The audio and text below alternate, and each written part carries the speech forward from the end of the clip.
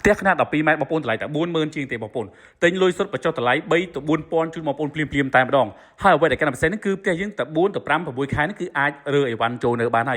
យអ្វីដែលកាន់តែពិសេសថែមទៀតនោះគឺបងប្អូនអាចបង់អត់ការប្រាក់រយៈពេល16ខែទៅ18ខែជាមួយបរិយនៅសល់ប៉ុន្មានទៀតកាត់ឈ្មោះប្លង់រឹងឲ្យបងប្អូនបងបន្តជាមួយខាងធនាគារបងប្អូនប្លង់រឹងទឹកភ្លើងរត់20អាំពែមានការថែមជូនសម្ភារៈខ្លះៗទៀតបើសិនជាបងប្អូនបាទចាប់អារម្មណ៍អាចទំនាក់ទំនងតាមលេខទូរស័ព្ទបានសម្រាប់ទីតាំងរបស់យើងគឺនៅក្រោយនឹងផ្សារបរិយសន្តិភាព2ផ្ទាល់តែម្ដងបងប្អូនឃើញមកឃើញចំណតឡានក្រុងហ្នឹងបាទគឺនៅទីតាំងនៅក្រោយផ្សារផ្ទាល់តែម្ដងបាទក្បែរនឹងផ្លូវរត់ខាងមុខផ្លូវរត់16ម៉ែត្រខាងក្នុងផ្លូវ8ម៉ែត្រពេញតែម្ដងបងប្អូនបាទទឹកភ្លើងរត់បាទកាត់ជូនបងប្អូនបាទរយៈពេលនៃការបង់ជាមួយបរិយបានរហូតដល់16ខែទៅ18ខែអញ្ចឹងចំណេញមានន័យថាបងអាចសំដើមជាមួយខាងបរិយបានណាបងប្អូនបាទអញ្ចឹងបើសិនជាបងប្អូនទាំងគ្នារកផ្ទះអត់ទាន់ត្រូវចិត្តត្រូវតម្លៃត្រូវទីតាំងទេអាចញ៉ាំបងប្អូនដើម្បីមកមើលទីតាំងផ្ទាល់បានតាម location ខាងលើក៏បានឬក៏បងប្អូនអាចទាក់ទងតាមលេខទូរស័ព្ទឬក៏ឆាតក្នុង page ផ្ទាល់ដើម្បីសាកសួរព័ត៌មានឲ្យលម្អិតឲ្យត្រូវនឹងអ្វីដែលបងប្អូនចង់បានបងប្អូនអរគុណច្រើនបាទសូមជម្រាបលាបងប្អូនណា